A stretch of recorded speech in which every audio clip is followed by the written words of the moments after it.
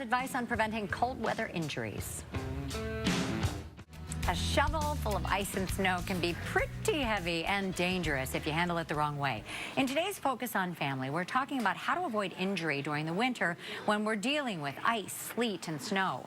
Dr. Lynn Capodagli is a chiropractor at the Joint Chiropractic of Chicago. Thank you for being here. Thanks All right, so we me. said it was heavy. How much is a shovel full of snow generally? It's about 20 to 30 pounds. Wow. Okay, so 30 pounds, mostly putting pressure on your back because most people are not kind of doing the bending as they should. Correct. All right, so show us exactly what happens when you're putting that much force on your back and you've not maybe warmed up. Okay, so what typically happens is the spine, when we flex forward, we put a ton of pressure on those discs. And discs are at their weakest point right at the back corner. And when you do that, you can herniate a disc. If you've ever heard of someone who herniated, slipped, or bulged a disc and it hits the nerves, maybe they get sciatica, Sure. you know how painful that can be. Right, and that's exactly the place that always hurts after you've been shoveling if you've been doing it incorrectly. So you do have a couple pieces of advice, one of which is the type of shovel to use that would be better. Correct. So shovels that have a curved handle like this one are going to allow your spine to be a bit more neutral.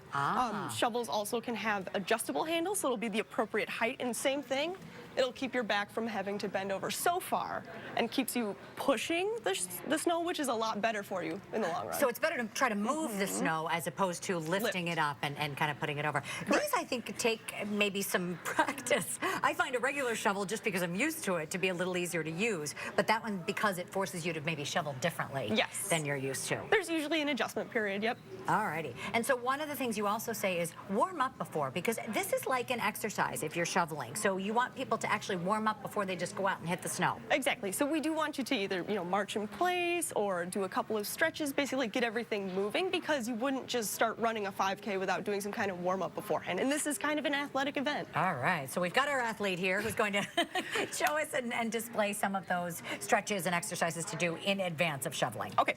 So we have two different kinds of flavors of back injury that occur when it comes to snow and ice. The first is actually slip and fall, and so the head tends to jerk back. We can often hurt the neck. So the first one we're going to do is an isometric neck stretch, and you're going to flex the muscles in the neck, but your head isn't going to go anywhere. You're going to hold it for about 5 seconds, and then you're going to relax, and you're going to do this side to side, front and back, that kind of thing. So he's pushing against his hands. Correct. So you see the kind of tension occur.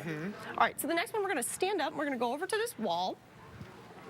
So this is a stretch for the IT band, and so you're going to cross the leg behind and lean in towards the wall with the hips. You should feel a stretch along the side of the thigh and hip. The next one we're going to do is for those hip flexors. These ones get hurt all the time, so we're going to start with, actually, go ahead and do it, the lunge. A lunge. There we go. So go to one knee, and you're going to lean forward, and that's going to stretch out the main hip flexor. Sure. This is a big muscle that attaches to the back. The next one we're going to do, go ahead and sit on your bottom. This is for the piriformis, so cross the ankle over at the knee. And to get a little bit more of a stretch, you want to think of pushing that knee out just a little bit. All right, and then the fifth one we're going to do, this is one of my favorite stretches. It undoes all that stuff we just did to our low back, and you're going to extend backwards. And you can hold this one for 10 to 15 seconds, and if you want a deeper stretch, go ahead and look up towards the ceiling.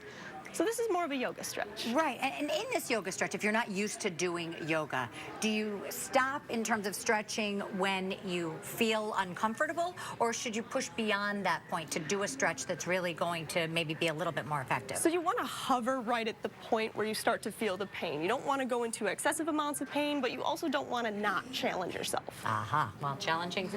Snow shoveling is definitely challenging. Thank you very much for all of these tips. The Joint Chiropractic has 7 locations in the area. If you want more information, you can visit thejoint.com, and we'll have a link on our webpage as well, WGNTV.com/midday. Thank you both.